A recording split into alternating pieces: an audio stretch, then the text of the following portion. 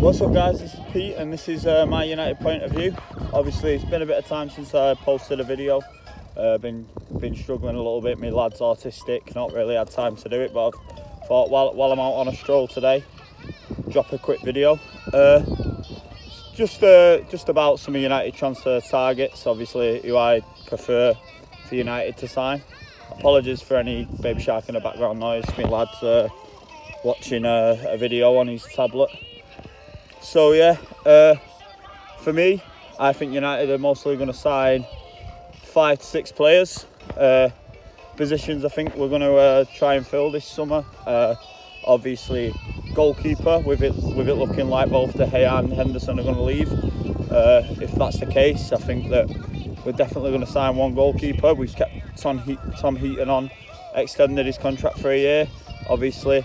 And I think that Matty Kovar will get a couple of chances through the season. But I think the keeper that we should go for is Costa. Obviously great at playing out with his feet. And I think he's the keeper that we need. Next position I think we're going to fill is centre-back. Obviously we've been linked with Kim Min-jae. And from what I've seen of him, he looks a quality player.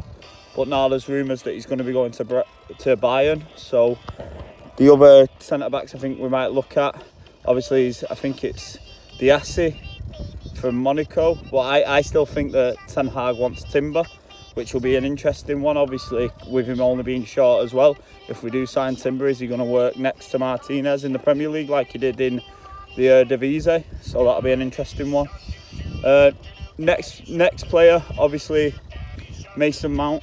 He's a player that we seem to be showing a lot of interest in. We've had a bid of 40 million quid turned down. Chelsea want 70. They say they're not going to move. I don't think we should pay it.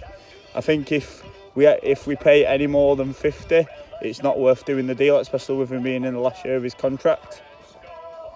So that's the first midfielder. The second midfielder, I think we're most likely to sign, I think, would be Rabiot. On a free, it's a bit of a no-brainer for me. I think he's a good enough player that it's an improvement on the depth we've got in that position. Obviously, I don't think he'll be any week in, week out starter, but I think he's an improvement. The player I would go for, the second player I'd go for in midfield would be Sofyan Amrabat. I think he's a quality player. Been watching a bit of him lately, and he'd be the perfect heir to that Casemiro position, but he can also play as an 8 as well, so I think he's the ideal signing, but we'll have to see. He's apparently, United are interested. The fee would only be 35 million euros, which would be quite a decent price to get him. The only problem is that apparently Barcelona are interested too, and he wants to go there, so it'll be interesting to see what happens with that. Then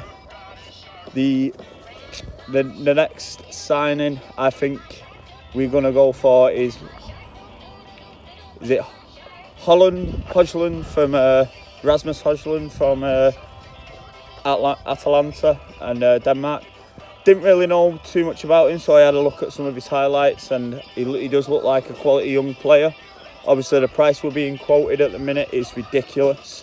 There's no way you pay 100 million euros for a player that's only played 32 games for Atalanta and scored 9 goals. Obviously, I know you're buying the potential, but it's a crazy amount of money. I think if we can get him for 50 million euros, then he's a player that I think we will go for.